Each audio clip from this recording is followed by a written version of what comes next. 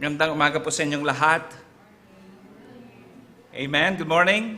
Wow, marami-rami tayo ngayon. So, next week po ay inaasahan ko ang ating po mga kabataan naman, ang mga nandito po kasama ang ating swipe at yung mga YP natin. Ngayon ay maraming salamat sa ating po mga adults na narito. At meron po tayong isang bisita sa umaga pong ito, si Marcifel Randa Manlapat. Amen. Di ba, ate, di ba yung nanay mo manlapat? Manlapas. Okay. Manlapat. Sila ate yung magaling at mahusay gumawa ng mga ganito. No? Manlapat. Ganun ba? Tama ba ako? Hindi mo alam. Okay, so tayo po lahat tumayo at tayo po ay manalangin po muna. Maraming salamat po aming Panginoon sa umaga pong ito. Salamat Ama at kami po ay nakarating sa inyong bahay-sambahan na mapayapa at matiwasay. Salamat din sa aming pong bisita na nakasama namin ngayon, Panginoon, si Miss Manlapat. Patubayan niyo po siya, Panginoon, at bigyan niyo po siya ng karunungan ayon po sa inyong salita. Kasama kami, O Diyos, at ang iyong banal na Espiritu ang kumilos. Lalo na sa lahat ng mga kasama namin, physically, maging sa online, O Diyos. Pagpalaan niyo po ang araw na ito. Ito po'y para po sa inyo. At ang lahat pong ito ay dahil po sa inyong kadakilaan. Binabalik namin ang kapurihan, Panginoon. Patawad sa aming po mga pagkukulang, sa aming po mga kasalanan, O Diyos.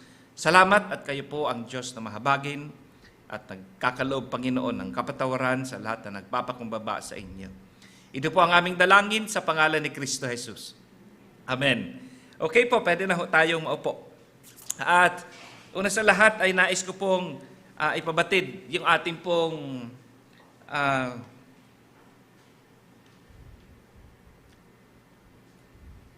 ayan. Nais ko pong ipabatid sa inyo yung ating pong ministry conference 2021. Meron po tayong pagsasama-sama.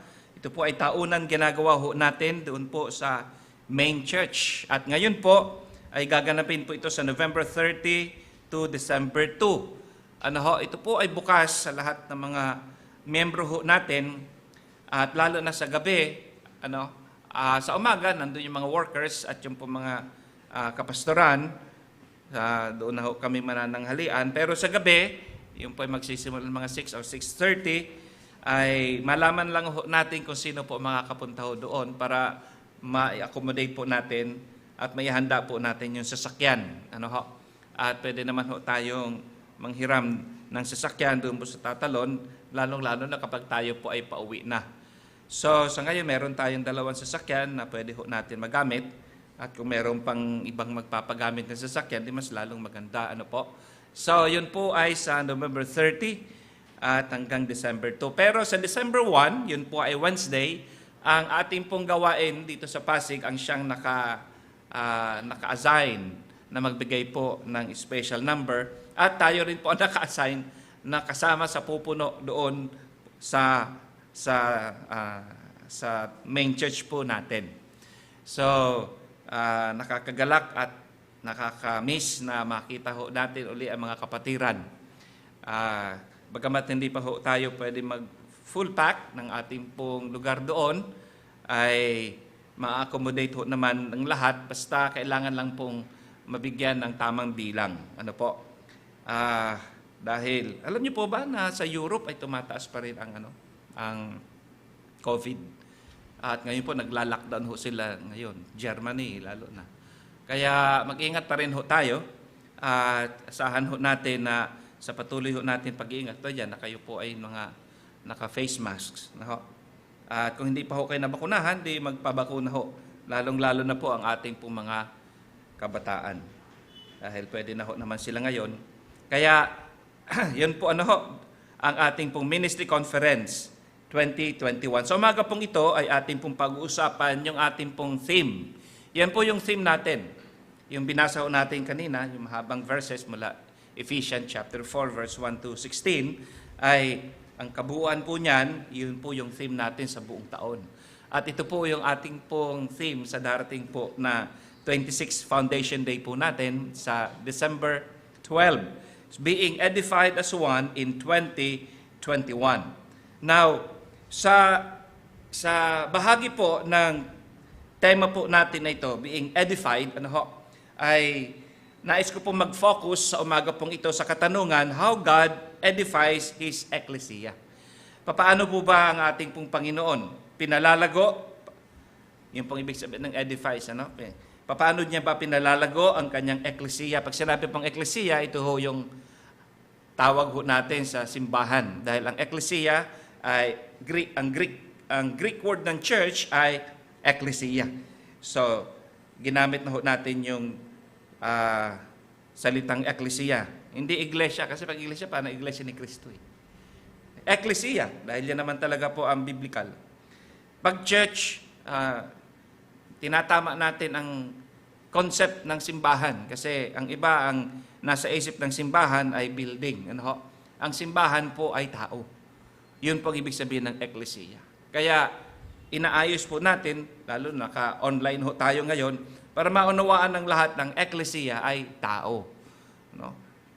So, how God edifies His church, katulad ho natin ngayon.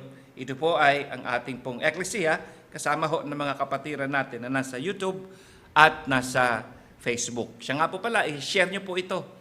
Bahagi po ito ng pagpapakalat natin ng mabuting balita ng Diyos. So, paano niya pinatatatag? Paano pinagaganda ng Panginoon ang kanyang simbahan? Paano niya pinatitibay ang kanyang ecclesia? So, kaya po mga kapatid, napakahalaga na ito ay ating pag-usapan tungo doon po sa ating pong theme na being edified as one in 2021. At sa pasimula ay nais ko pong gamitin yung sinabi ho ng Panginoon sa Matthew chapter 16 verse 18, ang kanya pong sabi, ang ating Panginoon Jesus, and I, si Kristo Jesus po ang nagsabi nito, and I say also unto thee, ito pong thing ito, ang kausap ng Panginoon ay si Pedro, si Peter. And I say unto thee, nag-uusap silang dalawa, personal, nagharap. Walang mask yun, siyempre, sigurado yan. And I say unto thee, thou art Peter, and upon this rock I will build my church, and the gates of hell shall not prevail against it. Yung pong sinabi ng ating pong Panginoon. Now, kaya ko po ginamit ito kasi yung pong salitang built ay ginamit dito ng ating pong Panginoon. Or, ang Greek word po niyan ay oikodomeo. Yun po ang Greek. Di ko alam kung yun po ang pronunciation niyan. Pero, nais ko lang pong bigyan ng emphasis yan upang makita ho ninyo na yan din po ang ibig sabihin ng edify. Na marami pong nagkakamali sa pagpapahayag o pagpapaliwanag ng Matthew chapter 16 verse 18. Kasi minsan ito po ay ginagamit madalas ng ibang mga simbahan na tumutukoy na itatayo pa lamang rito ni Kristo Jesus ang kanyang simbahan. Kaya ang kanyang simbahan, sinasabi ho ng karamihan, tayo iba. Dahil hindi naman ito sinabi ng banal na kasulatan, na ang simbahan ay ipinanganak nung araw ng Pentecost. At ito po ang ganyang ginasabi, itong ginagamit na verse.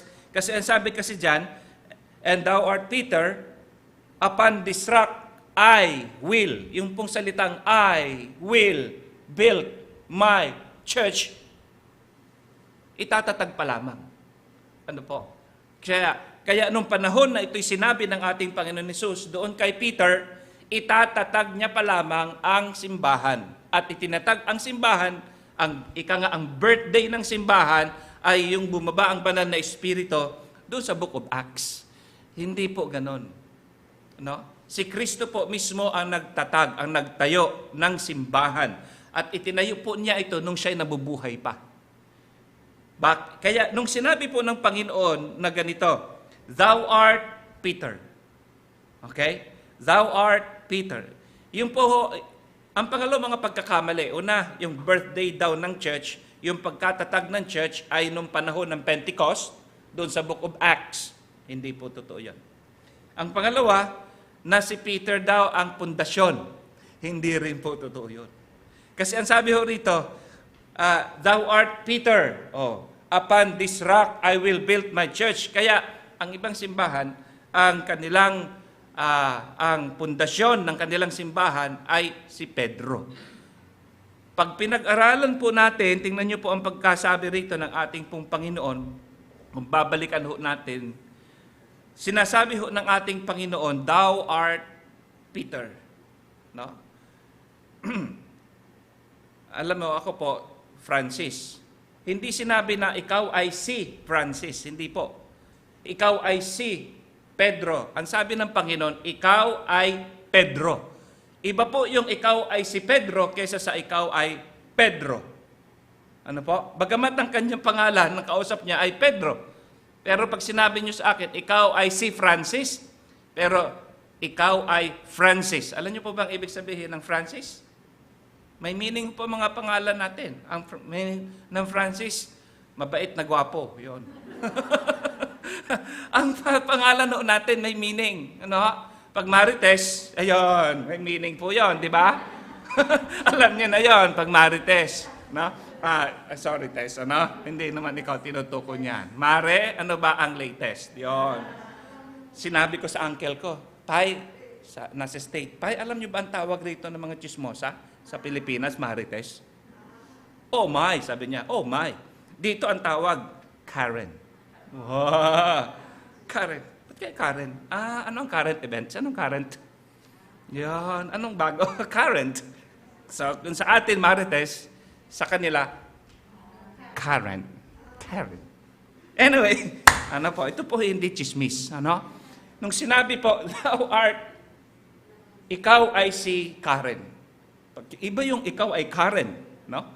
Thou art Peter. Kaya babalikan ho natin ang ibig sabihin ng Peter. Kasi ang ibig sabihin ng Peter, thou art Peter. Thou art Petros. Yun po. Ikaw ay Petros. At ang Petros po ay maliit na bato. Bato pero maliit. Ikaw ay maliit na bato. Thou art Petros. Thou art Peter. Ikaw ay maliit na bato. No? Hindi naman naging ulyani ang ating Panginoon nung sinabi, ikaw ay si Peter. Nakalimutan, ano ang pangalan mo? Peter po. Okay. Ikaw ay si Peter. Hindi. Ang sabi ng Panginoon, ikaw ay Pedro. Ikaw ay Petros. Yan ang po ang Greek word. And upon this rock. Now, ito ang hindi nila maintindihan. Noong sinabi ng Panginoon, upon this rock, ang tinutuko niya ang kanyang sarili. Kasi kapag si Peter, ang rock, dapat upon that rock, yan ang kausap niya Iba yung this sa that, di ba? Pag this, malapit lang sa'yo. Yung that, malayo sa'yo. Kaya sabi niya, upon this rock, he was speaking of himself. And the rock na tinutukoy doon, yung rock na yon, mga kapatid, ay Petra. Yon. Kaya kung sa Greek, thou art Petros, and upon this Petra, I will build my church. Kuha nyo? Kaya ang pinakapundasyon ng simbahan, mga kapatid, ay si Kristo Jesus. Pag sinabing Petra, yun po ay a mass of rock, boulders, malaking buhay na bato. No? Matigas, boulder. No?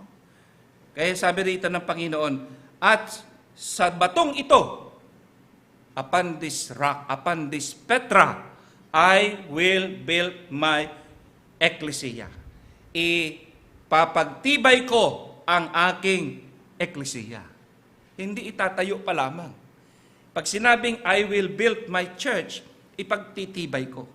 Sino sa inyo mahilig rito ano yan, yung palaki ng katawan? Si Isjun. No, yan, si Isjun, nagpapalaki ng katawan niya. Ganun, no? Di ba?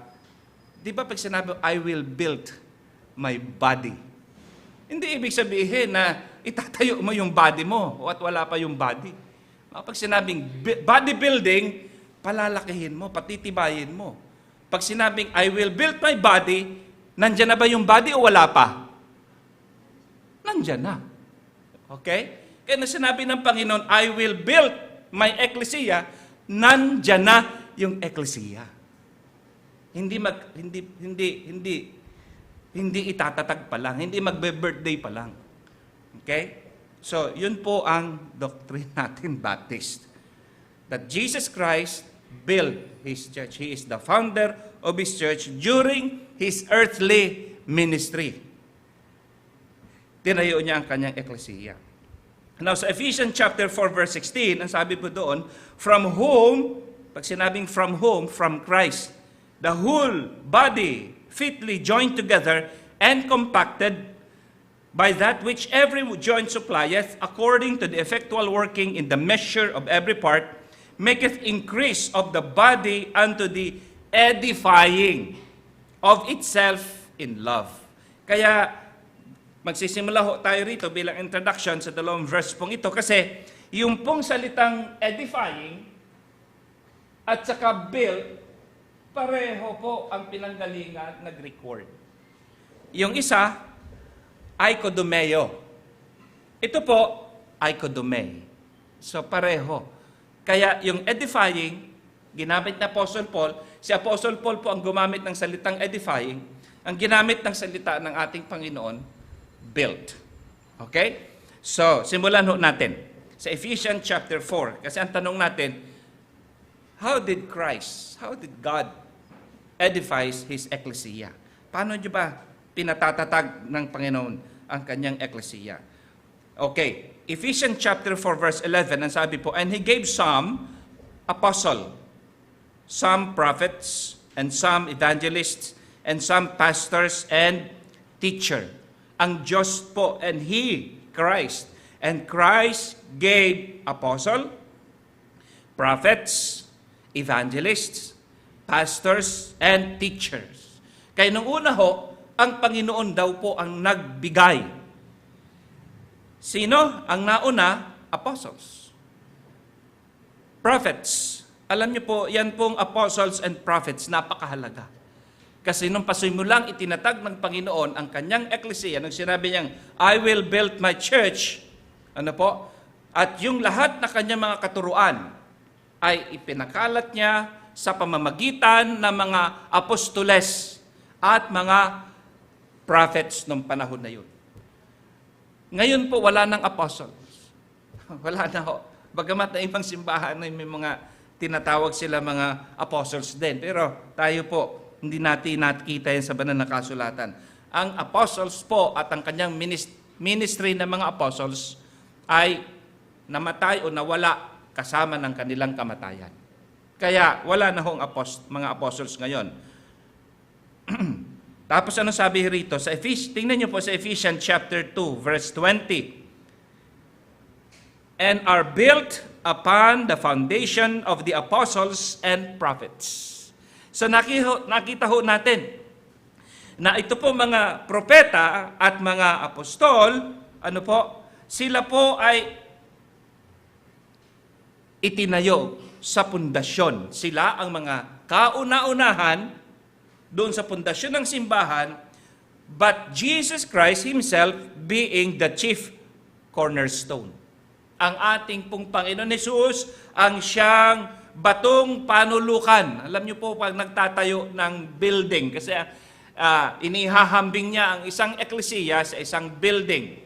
At kapag nagtatayo ng building, mga kapatid, dapat talaga maglagay ng pundasyon. At yung kauna-unahan, yung cornerstone na tinatawag, yun po ay inihambing sa Panginoon Jesus. Kaya si Kristo po ang cornerstone, ang batong panulukan, at mula kay Kristo Jesus, mula kay Petra, itayo ang simbahan. Unang-una na sa pundasyon ng mga apostoles at mga propeta. Noong panahon po ng mga apostol, walang Bible, walang ganito. No? Late na ho ito dumating. Ang mga apostoles ang nagsisilbing Biblia nung panahon. Hindi pa ho na-compile. Ginagawa pa lang ho ang Bible. Wala pa nga si Apostle Paul kasi huli siya. Kasi Apostle Matthew, Mark, Luke, John, sila po ay mga apostoles, sila ang Bible. Kung ano sinabi sa nila, yun po ang salita ng Diyos. Kaya nung namatay po si Kristo Jesus, ang mga apostoles ang siyang Biblia noong panahon na yun. Kaya ano man sabihin nila mga kapatid. So, yun po. Now, dito po sa Ephesians chapter 3, verse 5, yun din po ang sinasabi. Which in other ages was not made known unto the sons of men, as it is now revealed unto his holy apostles and prophets by the Spirit. Kaya ang function po ng mga holy apostles na ito at ng mga propeta, mga kapatid, nung kapanahunan, hindi nila alam. Kung tawagin natin ages dispensation, yung dispensation of innocence, dispensation of law, dispensation of government, dispensation of, tayo po nasa dispensation of the church. Ito pong kaalaman, karunungan na natutunan natin kay Apostle Pablo at sa mga apostoles, the dispensation of the church, nung panahon hindi nila ito alam. Kaya sabi dyan, which in other ages, sa ibang kapanahunan, hindi alam ng mga tao noon, ng mga mananampalataya noon sa Diyos, noong mga nakaraang kapanahunan. Subalit nung panahon ng mga apostoles at mga propeta, ito po ay ipinahayag ngayon. Sabi dyan, ngayon, now. Ngayon, yung panahon ng apostol. Ipinahayag ngayon. Yung mga nakaraan, hindi ipinahayag. Pero ngayon, ipinahayag. Kaya nalaman din ho natin ang kalooban ng Panginoon. Ipinahayag, revealed unto His holy apostles and prophets by the Spirit. Okay. Kaya, dalawa ang makukuha natin rito ang katotohanan. How God edifies His church. Una, Jesus Christ Himself is the chief cornerstone. Pangalawa, the apostles and prophets are the foundation. Okay. So, ganun po. Kaya, ito pong, yung pong presensya po ninyo, yung mga kapatiran ho natin, mga kapatid, bahagi kayo sa plano ng Panginoon. Kung paano niya po pinatatatag, kung paano niya po pinagaganda, pinatitibay ang kanyang eklesiya na parang building nga na tinatayo. So, Ephesians chapter 4, verse 11. Ano pang sabi doon? And He gave some apostle, tapos na tayo dyan, prophets, tapos na tayo dyan, evangelists, pastors, and teachers. Kaya dito sa ating simbahan, may pastor, may teacher, at may mga ginagamit na ibang evangelist. Alam niyo po, ito ay mga gift ng Panginoon. Hindi po ito talents, kundi tao ang binibigay ng Panginoon. Iba yung gift na abilidad, iba yung tao ang binigay ng Panginoon sa eklesiya na regalo, gift, mga tao. Okay? Katulad ko, pastor. Katulad ninyo, mga teachers, yung mga evangelists, mga soul winners natin. Pag nagtrabaho yan, pag nagkakaisa yan, lahat na naliligtas. No? Nagsisimula sa pag-iimbita. Tapos naligtas. Pagkatapos nabautismuhan. Pagkatapos naging tapat sa Panginoon. Pagkatapos nagpagamit. Naging teacher. Okay?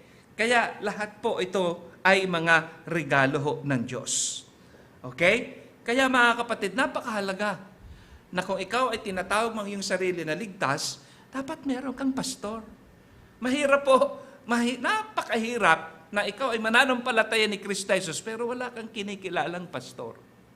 Napakahirap din na wala ka nang kinikilalang pastor, di wala ka pa rin ministry. Diba? Pero yan po, tingnan natin rito, kayo po ay kaloob ng Panginoon. Yun po yung pangatlo. Pastors and teachers are Christ's gift. Okay. That is how God edifies His church. Next verse. Ephesians chapter 4, verse 12. Bakit ibinigay ng Panginoon? Wala na yung mga apostoles. Wala na rin yung mga prophets. Pero meron pong mga nagpapahayag pa rin ngayon, yung po yung tinatawag natin mga soul winners, kasi ang soul winners ay prophet din. Ang mga teachers natin sa Sunday School, they are prophet. In a sense na hindi sila naghuhula. Ang prophet kasi nung kapanahunan ng Old Testament, nagbibigay sila, nagdideklara sila ng mga mangyayari. Ang prophet natin ngayon sa New Testament, nagdideclare ng salita ng Diyos, ng mabuting balita. Declaring. Katulad ko, yung ginagawa ko ngayon ay ginagawa ng ministry ng isang prophet. Yung pagtuturo ng mga CLC natin, no? Yan po ay ministry ng isang prophet. Bakit ang Panginoon nagbigay ng pastors, nagbigay ng evangelists, nagbigay ng mga prophets? Alam niyo po ang evangelism, okay, may mga tao talaga, may mga miyembro tayo rito sa church na pag sila ay nag-soul winner, madali silang gamit, kumbaga, nagagamit sila ng Panginoon upang maakay ang kanyang kaluluwa. Makakilala siya kay Kristo Jesus. No? Meron naman takot, meron naman hindi yung kanyang forte. Mamaya makikita ho natin 'yan. Kasi sabi rito sa verse 12, binabanggit rito na kung bakit ibinigay yun ng Panginoon sa tatlong kaparaanan. Una, for the perfecting of the saint. Kaya pala ibinigay ng Panginoon si pastor, mga Sunday school teachers, mga nagpapahayag ng salita ng Diyos, for the perfecting of the saints. Sino yung saints? Mga miyembro, mga naligtas. Kayo. Yun po ang mga saint. Kaya nga sinasabi natin, ang ecclesia ay mga grupo ng mga saints. At anong gagawin natin dito sa mga saints na ito? Naligtas. Anong gagawin natin dyan? Bagong mananampalataya. Anong gagawin natin dyan? Para sila ay maging ganap. For the perfecting, maging ganap, maging matured, maging ganap na mga mananampalataya, mga saints. Tapos, pag sila naging ganap, ano mangyayari? Pangalawa, kung bakit ang mga pastor nagtuturo ng katulad nito, mga kapatid, ang mga Sunday school teachers, ang mga teachers ho natin, ang mga leaders ho natin, sila po ay nagtuturo for the work of the ministry. Upang ang mga saints naman na ito, sa kanilang paglago at kanilang pagganap, sila naman ngayon ay magiging katuwang natin, working for the ministry. So, kaya nandyan si pastor. Kaya nandyan ang mga CLCs, teachers. Kaya nandyan ang mga leaders po natin. Nandyan ang mga preachers po natin. Kaya nandyan ang mga soul winners po natin. So that the saints will work for the ministry. Magkaroon ng paglilingkod. Kaya, very ironical po. Kaiba kapag ikaw ay tinatawag mo ikaw ay mananampalataya pero wala kang pagkilos sa ministry. Dahil ang design ng Panginoon, in order for His church to edify, there must be a working in the ministry. At ang Diyos po ang naglalagay niyan. Tapos pangatlo, for the edifying of the body of Christ. Kapag everybody is working, alam ang ministry, alam ang kanilang talento, nagpapagamit sa Panginoon, ano nagiging ganap? Nagkakaroon po ng edifying of the body of Christ. Nagkakaroon po ng pagkakatibay ng katawan ni Kristo. Ano itong katawan ni Kristo? Ecclesia. The church. Kaya di ba, ang English ng magagandang building, edifice. Ang gagandang building. Sa Makati, ang gaganda ng building. Hindi lang matibay, ang gaganda pa. Ang iba ginigiba na kasi luma na. Tapos itatayo uli yung edifice. Ang ganda. Mga glass, ganong pagkagawa. So yun po ang ginagawa ng ating Panginoon. Hanggat hindi pa siya dumarating, ang kanyang eklesiya ay patuloy niyang pinatitibay, pinagaganda, at lalo niya itong pinalalawak ayon sa kanyang kalooban. So, puntahan natin yung verse, Ephesians chapter 4, verse 7, sabi rito, but Unto every one of us is given grace according to the measure of the gift of Christ. Bawat isa. Ang katotohanan, mga kapatid, kaya yung mga saints, for the perfecting of the saints, for the saints to work in the ministry, kasi bawat po naligtas ay malalaman mo na ikaw ay merong gift na binigay sa iyong Panginoon. Itong gift na ito ay hindi ito nangyari o hindi ka nagkaroon niyan nung ikaw pinanganak. Iba po yun eh. Ito po ay spiritual gift na tinutukoy. May kanya-kanya tayong gifting. Nung pinanganak tayo, may inborn ka na ng ganyan. Pero nung tayo po ay na-born again, binigyan ka rin ng Panginoon ng spiritual gift. Bawat isa ho sa atin meron. Ang kailangan lang natin malaman kung ano yun. Kaya, every one of us is given grace, bawat isa, according to the measure of the gift of Christ. Ayon sa nais na ibigay ng Panginoon. Hindi ho natin ito pinipilit. Mismong Panginoon ang nagbibigay ho niyan. Kaya siya lahat. Upang maging matatag ang kanyang eklesiya. May gift ka, may gift ka, may gift ka, may gift ka, may gift ka, may gift ka, may gift ka. At pagkatapos na ito'y gamitin natin, mga kapatid, nalalaman pa pala natin na hindi lang pala gift, kundi gifts. May 2 palang gift mo, 3 palang gift mo, 4 palang gift mo. No? Meron kang primary gift, meron kang secondary gift. Okay? Kaya sa isang ministry ito, ikaw ang head. Pero sa isang ministry ito, may gift ka rin, pero secondary ang iyong talent na nandyan. Hindi ikaw ang head. Kaya mga kapatid, lahat po tayo. Bottom line, lahat tayo binigyan ng Panginoon ng gift. Malalaman nyo rin po yan. No? Sa takdang panahon, lalong-lalo na. At pwede rin mapabilis. Alam mo, napapabilis din yan malaman pag malakas din ang ating intake ng salita ng Diyos. Nandyan yung kasigasiga natin. Kaya, maging doon sa 1 Peter chapter 4 verse 10, ang sabi ng banal na kasulatan, as every man, bawat isa, bawat saints, bawat isa ho sa inyo, pati ho kayong mga nasa YouTube, at pati ho kayong mga nasa Facebook. Lahat ho tayo binigyan, nakatanggap, received, past tense po yan. So natanggap nyo na po, nandyan na ho yan sa inyo. So dahil sa yan ay nandyan na ho sa inyo, so minister, even so minister the same, one to another. Kaya bawat isa maglilingkod sa kanyang kapwa mga mananampalataya. At kahit sa mga hindi mananampalataya. Kasi ang ministry ho natin, hindi lamang po confined sa simbahan. Sa opisina, ministry nyo ho yan. Alamin mo lang kung paano ka magagamit ng Panginoon dyan. Sa bahay mo, ministry nyo po yan. Alamin mo lang kung paano ka magagamit ng Panginoon dyan. No? Sa kapitbahay nyo, sa barangay ninyo. Sa business ninyo, papaano? Papaano ka magagamit? Magagamit po kayo. Kasi ang Panginoon, alam niya kung papaano niya patitibayin ang kanyang eklesiya. As every man hath received the gift, even so minister the same one to another. Unbeliever man yan o believer. Pwede tayong gamitin.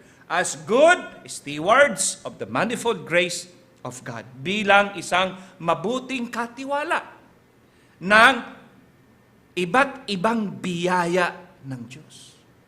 Sa anak natin, ang anak natin, mga kapatid, now we minister to them. Paano tayo nagiging mabuting katiwala ng Diyos sa ating mga anak?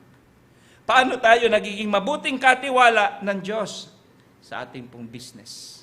Paano tayo nagiging mabuting katiwala ng Diyos sa ating pong opisina? Ano? Paano ka nagiging mabuting katiwala ng Diyos sa inyo pong paaralan? Sa mga high schoolers natin, sa mga college student natin. Paano tayo nagiging, alam mo, may mga, wala na ngayon, election ngayon mga kapatid, may mga taong may gifting sa election, sa politics. No? Si Joseph, politician yun statesman yun Pero may mga ginagamit ang Panginoon. Mga mananampalataya. Mananampalataya rin po ang ginamit ng Panginoon upang i-abolish ang slavery sa England. Napanood ko yung pelikula kung paano yun na-abolish. No? Puro lang nga lang talkies. Pero pag pinakinggan mo, ang ganda ng kwento kung paano nawala ang slavery. Doon nalikha yung awitin, Amazing Grace, House. Nalimutan ko na. No, joke lang, mga kapatid. Pero doon yun. Yung panahon na yun. It's really amazing grace. Anyway, sabi rin, the manifold grace of God. Okay? So, dalawa uli, makikita natin doon sa binasa natin mga talata. Pang-apat, the saints are getting matured. Perfecting of the saint to the work of the ministry, working the ministry, unto the edifying of the ecclesia. So the saints are getting matured. Sino nagpapamatured sa atin? Ikaw? No. Ang Panginoon. That is how God edifies His church. The saints are exercising their gifts. Kalooban ho ng Panginoon ang lahat na ito. Yung pag-exercise mo ng gift dahil sa Diyos. Dahil sa Kanya. Dahil hindi ka naman po magpapagamit sa Kanya pag hindi mo naunawaan. Sino ang nagbigay sa inyo ng kaunawaan? Hindi ka nga pupunta rito kung hindi mo naunawaan. Sino magbibigay ng kaunawaan yan? Hindi ka naman magtuturo kung hindi mo naunawaan. Sino ang nagbibigay sa iyo ng kaunawaan sa pagtuturo? Kaya lahat na pagkilos natin sa ating eklesiya, ay, yun po ay kaloob ng Panginoon. Siya ang nagpapatatag. May mga nanumbalik sa church, ang Panginoon. Binigyan ka ng pagkakataon na ikaw ay manumbalik sa Diyos. Kaya di ba, ang sabi sa, ang pinaka-keyword kasi talaga, humble. Magpapakumbaba. Pag nagpakumbaba ka, I will heal their land. Di ba sabi ng Panginoon? Anong verse ngayon? Alam nyo? Naalala nyo? Chronicles 7:14. If my people, which are called by my name, ano sabi? Shall humble themselves and pray. Alam niyo mga kapatid, ang keyword is humility. Ang Diyos po makapangyarihan, tama? Kaya niyang gawin ang lahat. No? Pero hindi niya gagawin na ikaw ay magpakumbaba. Ang magpapakumbaba, obligasyon mo. Pag nagpakumbaba ka, patatawarin ka sa ating mga kasalanan. Lilinisin ka sa iyong mga kasalanan. Pag nagpakumbaba, bibigyan ka ng kagalingan. Pag nagpakumbaba, ang keyword, nagpakumbaba. Mahusay, magaling, powerful ang ating Diyos. Pero hindi niya imamagic na daig-daig, magpakumbaba ka ngayon. No, we will not do that. Ang pagpapakumbaba, gawin mo. Okay. Ang magpapakumbaba, pag ginawa mo, you will exercise your gift. Ang pagpapakumbaba, pag ginawa mo, you will be matured. Ang pagpapagawa, pagpapakumbaba, pag ginawa mo, malalaman mo, maunawaan mo ang gift mo. Pag ang pagpapakumbaba, ginawa mo, gagamitin ka ng Panginoon. Sa ating pong church, meron tayong tinatawag na 7 gift-based ministries. Kaya mga membro natin ng ating simbahan ay naka-area sa 7 areas. No? I-review na lang natin ito mga kapatid. The ministry of the word, the ministry of serving, the ministry of equipping, the ministry of lifting up, the ministry of leading and organizing, the ministry of supplying, the ministry of helping. Saan po ba tayo rito sa areang ito? Asan ka dyan? Saan ka ginagamit ng Panginoon? Saan ang pinaka-forte mo dyan? Saan ang secondary ministry mo dyan? Saan ang primary mo dyan? No? Mga kapatid, palagay ko naman ang primary ko rito, ministry of the word. No? Okay?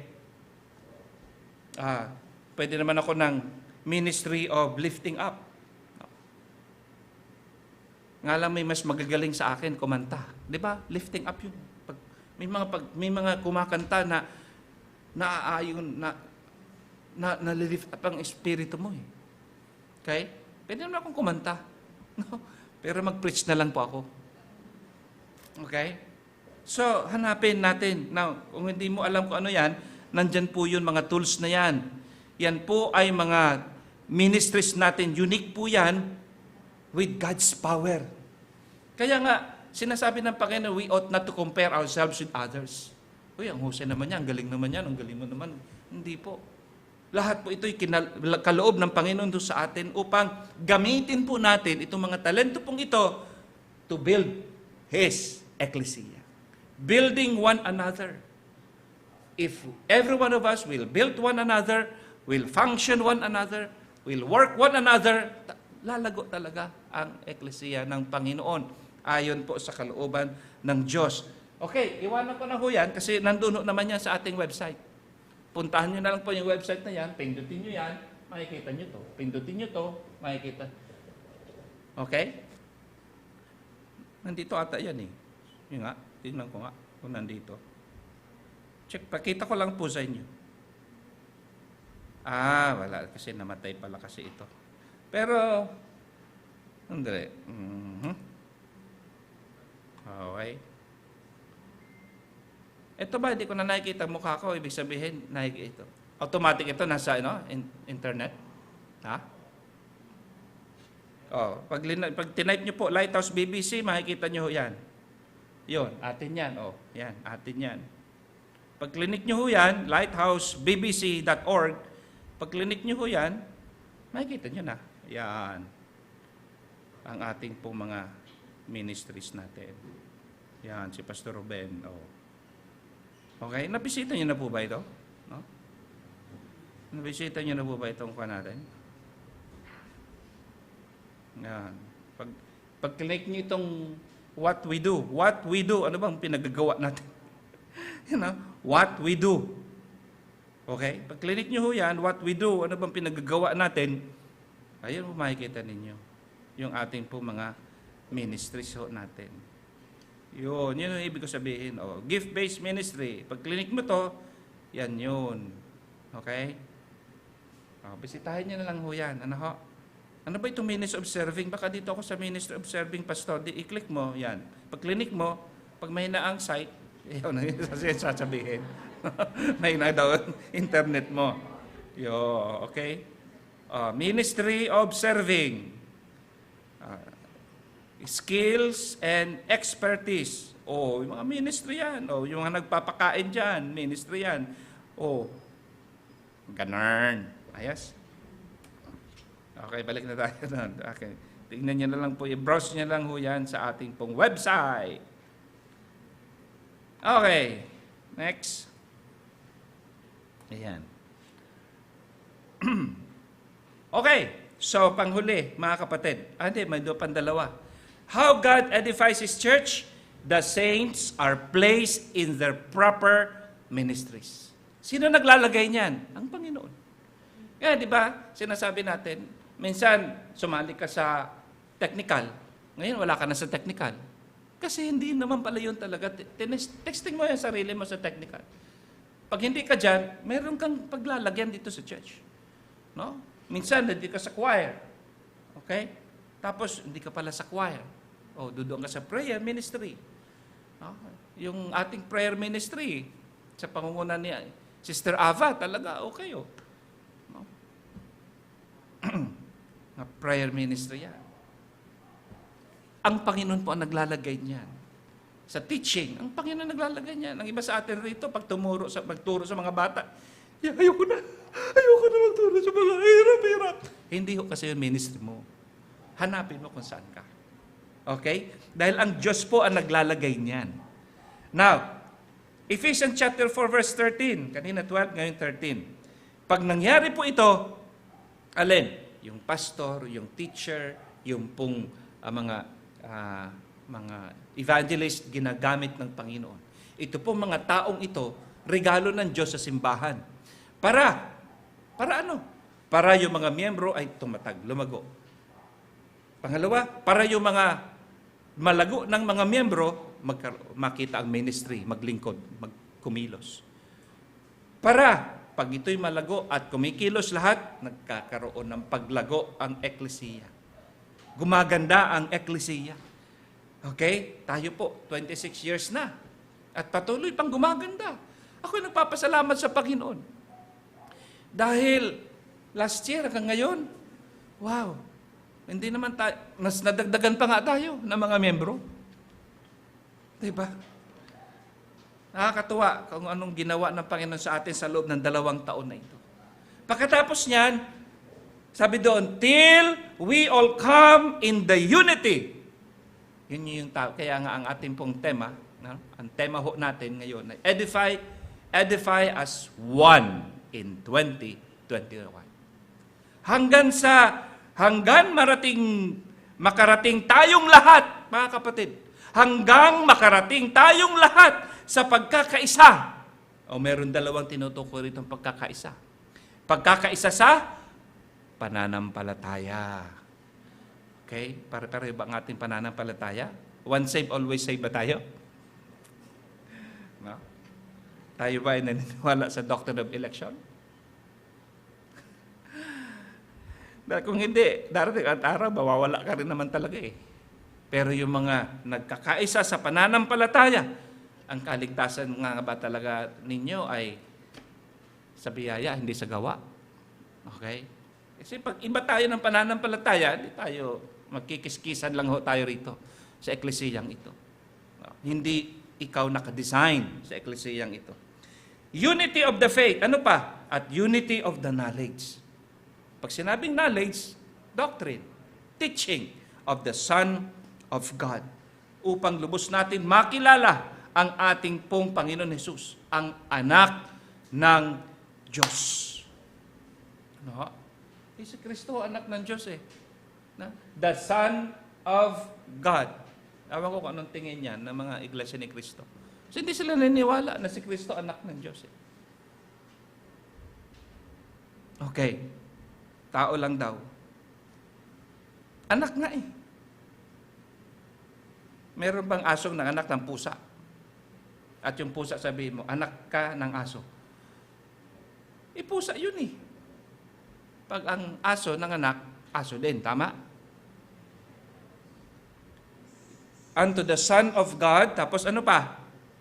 Unto a perfect man. Isipin nyo, pag nagkaisa tayo sa pananampalataya at pagkakaisa sa karunungan, sino ang gumagawa niyan?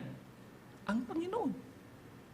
Tapos yun po, tutungo tayo sa isang perfect man, parang isang tao na ang eklesiya natin. A perfect man. Tayo'y sapat na sa gulang. Perfect man. Sapat na ang gulang natin. May maturity na ang ating eklesiya bilang isang eklesiya, parang isang katawan nga eh. At ang ulo, si Kristo. Tungo, no? 2 rin. Tungo sa pagiging ganap, pagiging sapat na gulang. No? Nakabili si Ate Neri nyo ng saging. Pero ang ganda, binili niya. Nung tinikman namin, hindi na masarap. Lumipas na sa gulang. Okay? Ang pinakamasarap niyan, yung sapat sa gulang. Pag kinain mo yan, nakabili siya ng grapes. Sarap, crunchy. Sapat sa gulang. No? Pag lumipas ang isang araw, pangalawang araw, nagkukuluntoy na, hindi na siya sapat sa gulang. Kaya mga kapatid, magiging sapat. Pag sapat na tayo sa gulang, tutungo tayo unto the measure of the stature of the fullness of Christ. Hanggang sa kasukatan ng ganap ng kapuspusan ni Kristo. Kaya sa Panginoon talaga lahat tayo eh. Hindi talaga sa ating sarili. No? Kaya nagsimula sa kaligtasan by grace, lahat, pati ang ministry natin by grace. Okay? Tapos ano sabi? Next verse 13, verse 14. Sabi ron, kaya kinakailangan, anong team natin? Edified as one in 2021. Pag ang edification natin, pag tayo tumatag as one, bilang isa, mga kapatid, kaisa. Ano ho?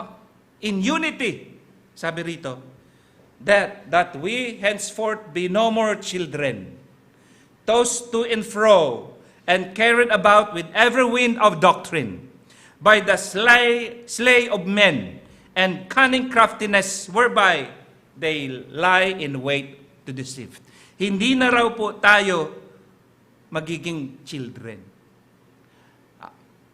Kaya, kang sa gayon, huwag na tayo maging children. Alam niyo po, may mga antatagal ng mananampalataya, pero bata pa din, children. Bakit? Alang ministry. Alang paglago. Alang pagkilos. Wala. Bakit kasi? Walang pagpapakumbaba. Children. Ito, inihambing. Ang isang, pag children kasi, di ba, pag bata.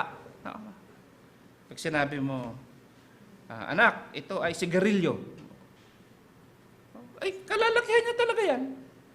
Sigarilyo yan eh. Kasi, bata, madali. Sabi rito, ang isang ugali ng isang children ay tossed to and fro, tinatangay. So, inihambing naman siya rito ang mga batang nananatiling bata sa ministry, mga kapatid. Sa gawain, hinahalin tulad ng alon, no? Tossed to and fro. Isang alon na tinatangay-tangay ng alon. Walang paninindigan. Walang stand. Alon. Bata. Ganun ang bata eh. Pag tinuruan mo 1 plus 1 equals 3, ay talaga. Maniniwala ang bata na 1 plus 1 equals 3. No? Tapos rito, ano sabi dyan? Toss to and fro. Tinatangay-tangay. Doon, nandito. Diyan, nandoon. Diyan, nandyan. Kaya pati ho mga mananampalataya, pag hindi matatag, no? Ay, minsan nasa Lighthouse Bible Baptist Church. Sumunod, nasa ibang church na naman. Sumunod, nasa iba naman na simbahan. Sumunod, nandoon na sa Iglesia ni Cristo. Ayaw na naman doon. Doon na naman sa Katoliko. Ay, so, toss to and fro. Pag ganyan po, labo-labo, parang fruit salad ang inyong katuruan, hindi ko lalago. Ano ha? Children ho yan. No?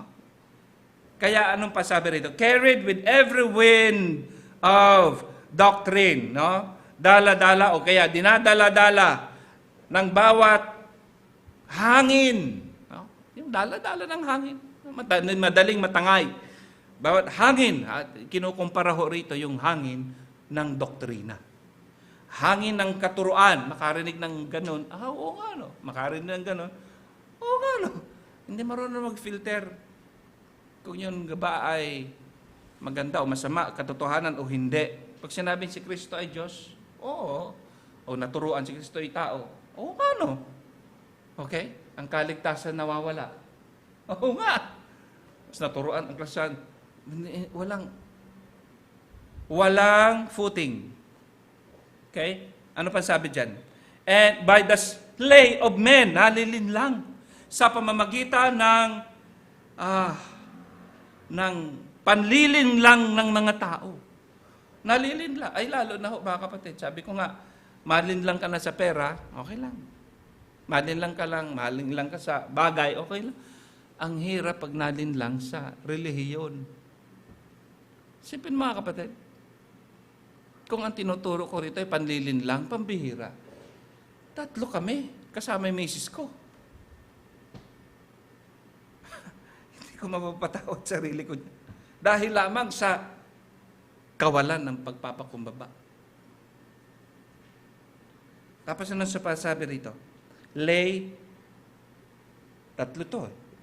Panlilinlang ng mga tao sa pamamagitan ng cunning craftiness, pandaraya. No? Sa pamagitan ng pandaraya. Pag craftiness, ang galing, ang husay, magikero. Craft, di ba? Craft, made by hands. Sa isang, ang husay. No? Minsan, pero alam mo, minsan, Sabi ko nga, minsan nakaka-con din yung, nakaka-challenge din, yung mga nasa maling katuruan. No? Kasi, pag sinabihan na, sige, maglagay ka ng bomba dyan sa katawan mo. At pagkatapos niya, pag ginawa mo yan, diretso ka ng langit. Meron ka pang mga virgins. No? Meron ka pang mga dalagang kasama mo sa langit. Ginagawa nila. Ha? Magpapakamatay, maglalagyan ng bomba sa kanyang katawan in the name of religion.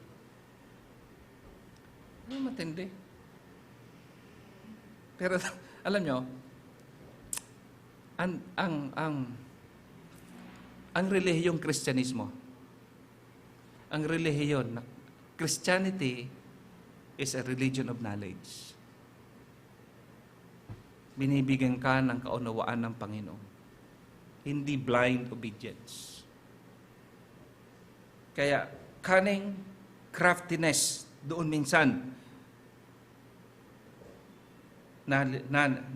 nalilinlang ang mga tao. Tapos, pangalawa, cunning craftiness, yung katusuhan. Ang galing gumawa ng kalokohan, ang galing. Talented, crafty, yung kanyang katusuhan. Okay? Tapos, ano pa? Deceive, whereby they lie in wait to deceive. Yun po ang nangyayari kapag bata at hindi lumalago sa pananampalataya. Ayaw natin nun eh. Kaya sabi doon dito, sa gayon, huwag na tayo maging bata. Tinatangay-tangay ng alon. Dinadala-dala ng iba't ibang klaseng doktrina. Nalilinlang ng mga katusuhan ng iba, tapos nadadaya. Ephesians chapter 4, verse 15. Sipin mo, maniniwala ka ba na may kaluluwa ka? Nalimutan yung pangalan mo, kapatid. Ano pangalan mo ulit? Ikaw. Renz. Okay, Renz. Naalala ko kasi. Dinedicate namin yung sasakyan niya. Naniniwala ka ba na wala kang kaluluwa? Sipin mo, walang kaluluwa. Tapos may mga relihiyon na ganyan. Wala ka raw kaluluwa, Dike. Wala ka raw kaluluwa, Sheila.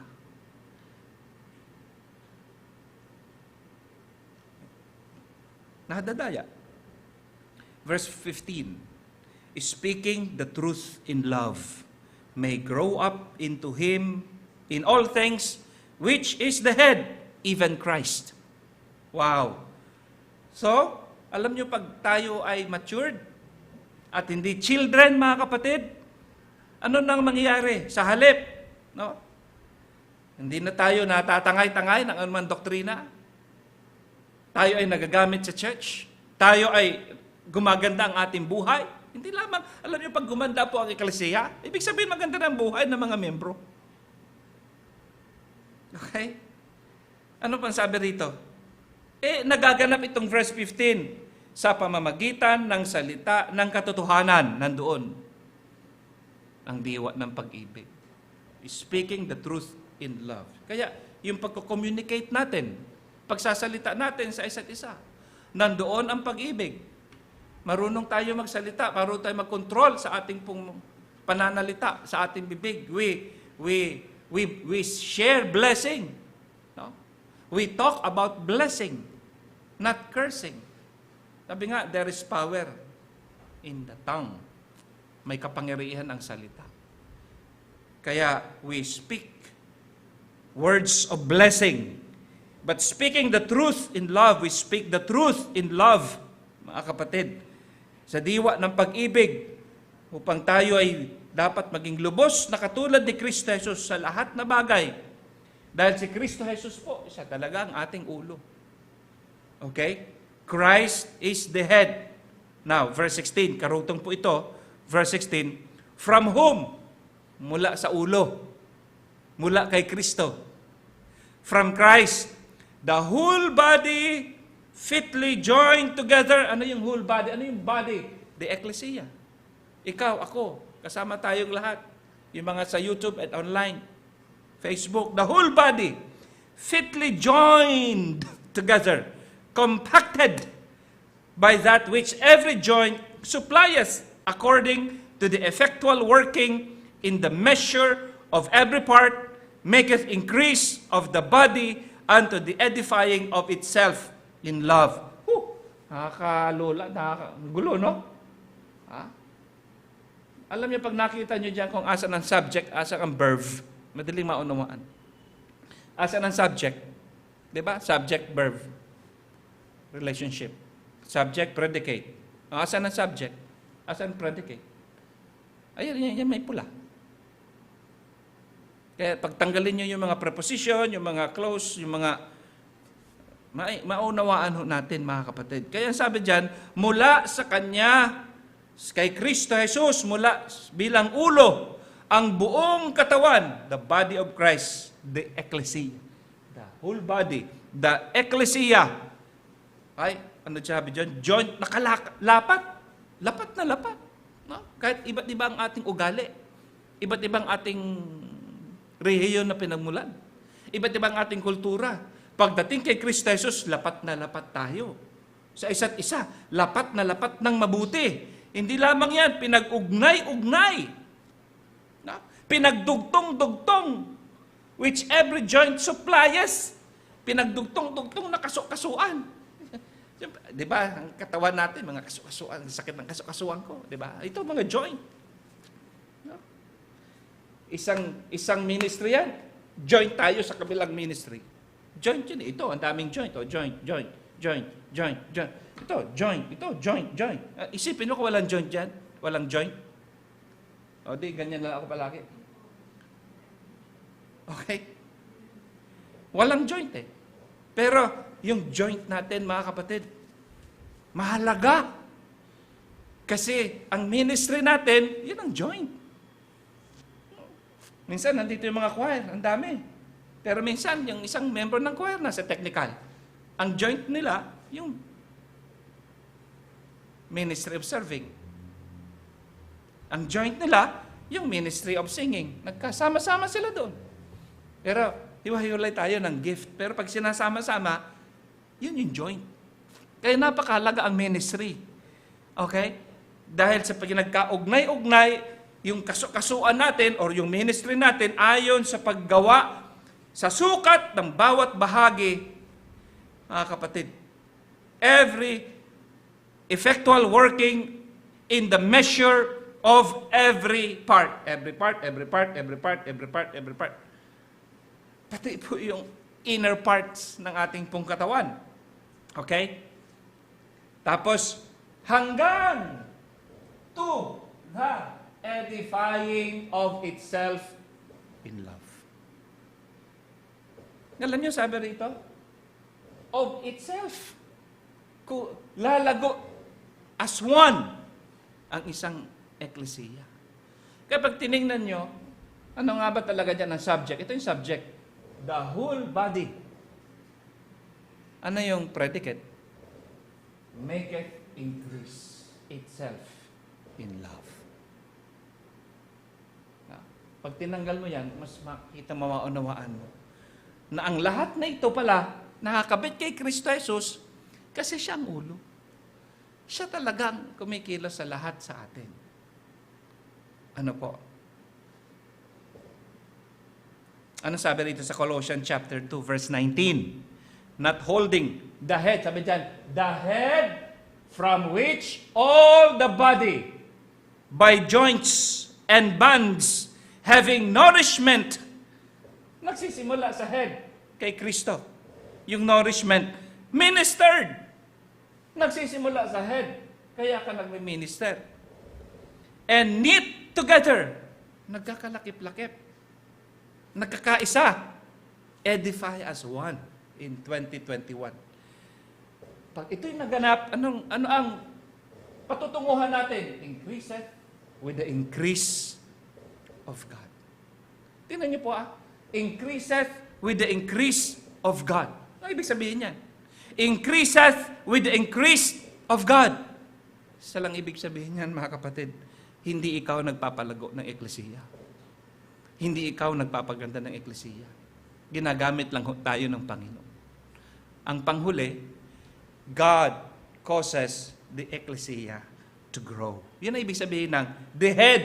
The head increases with the increase of God. Yung kanina, the head increases with the increase of God. Siya rin pa rin ho. How God edifies His church. Pampito, God causes the ecclesia to grow. Okay? So that's it. How God edifies His church. Jesus Christ Himself is the chief cornerstone. The apostles and prophets are the foundation.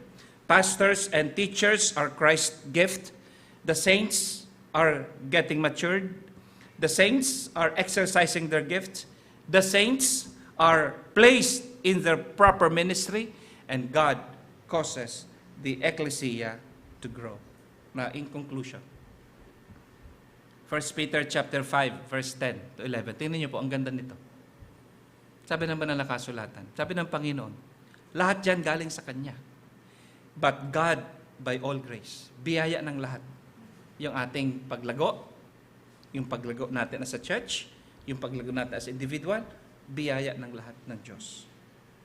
And God of all grace, who hath called us into His eternal glory by Christ Jesus.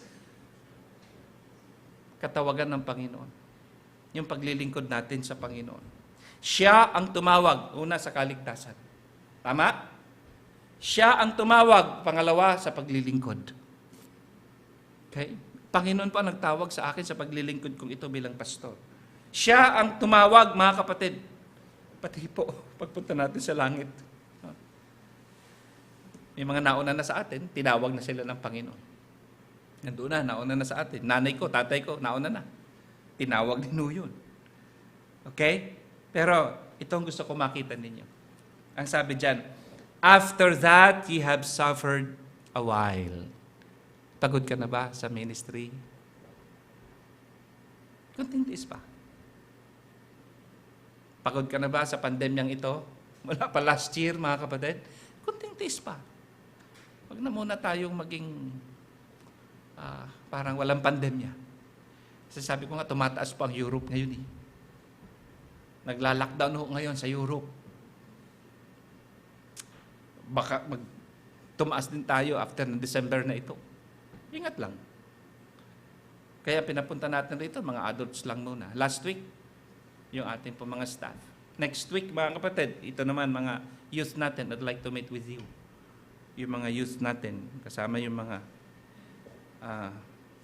swipe. Pero sabi dyan, napagod ka na ba rito? Sa pandemyang ito? After ye have suffered a while, pagod ka na ba sa paglilingkod mo sa Red Sea? Tess, Marites, Quezon, burn out ka na ba? Katuturo sa mga bata? Okay? O yung mga nagbiyahe patungkong Batangas, kakapagod yun. Pagdating rito, late kayo sa practice. Diba? Pero, ang saya ng kanilang dalang balita. Puro papuri sa Panginoon ang napakinggan nila doon, di ba? Pero ang tanong, sa paglilingkod, mga kapatid, you will really suffer for a while. Ubus na ba ang pisi mo sa hindi mananampalatayang asawa mo? Okay, o kahit sa mananampalataya rin. No? After that, you have suffered for a while. Pagod ka na ba? Kapupunta rito sa church. O kampante ka na dyan sa YouTube. No? Wala ka nang balak pumunta rito. After you have suffered for a while. Nasanay na tayo sa Facebook, mga kapatid. So, parang ayaw mo na bang pumunta rito?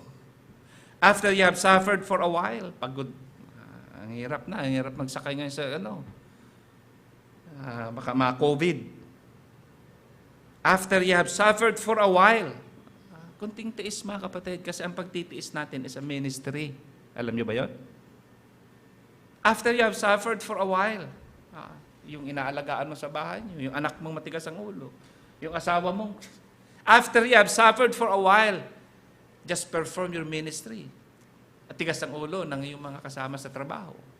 After you have suffered for a while, yung mga, minsan talaga, tinatarakan ka sa likod sinisiraan ka. Pero sige lang, may patotoo tayong dapat panghawakan. Si Kristo ang naglagay sa iyo dyan.